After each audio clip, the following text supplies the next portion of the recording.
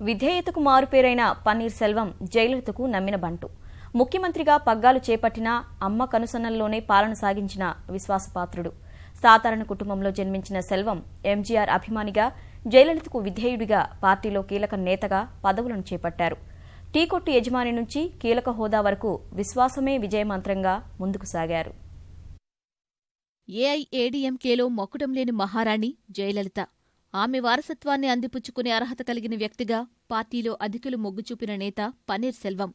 జయలలితకు సంక్షోభం ఎదురైన ప్రతిసారీ పన్నీర్ సెల్వం ముఖ్యమంత్రి పదవిని చేపట్టారు.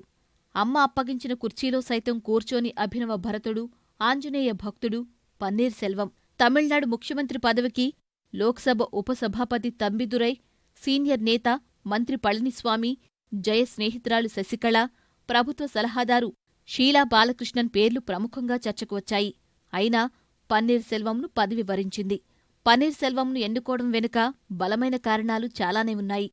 గతంలో జయ అప్పగించిన బాధ్యతలను పన్నీర్ సెల్వం నిర్వహించిన తీరు, ఆయన ప్రవర్తన ఇందుకు దోహదం చేశాయి.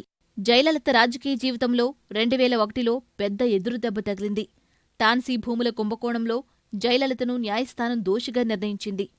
ఆమె ముఖ్యమంత్రి పదవి నుంచి వైదొలగాల్సి వచ్చింది. ఎవరికీ పెద్దగా తెలియని పన్నీర్ సెల్వంను ముఖ్యమంత్రి పదవికి ఎంపిక చేసిన జయలలిత అందరినీ ఆశ్చర్యపరిచారు. ప్రమాణ స్వీకార వేదికపైనే జయలలితకు పన్నీర్ సెల్వం సాష్టాంగ నమస్కారం చేయడం ఆయన విధేయతకు నిదర్శనం. పదవిలో ఉన్న 6 నెలలు రోజూ జయతో చర్చించిన తర్వాతే కీలక దస్త్రాలపై సంతకాలు పెట్టారు. అమ్మ కుర్చీకి కాపలాదారుగానే భావించే పన్నీర్ జయలలిత ఆదేశాలను శిరసా వహించారు. సంక్షోభాలతో పదవి దిగాల్సి వచ్చిన ప్రతిసారీ జయ కుర్చీని కాపలా కాయడం, మళ్లీ జయకు అప్పగించడం పన్నీర్ సెల్వం నిబద్ధతకు నిదర్శనం.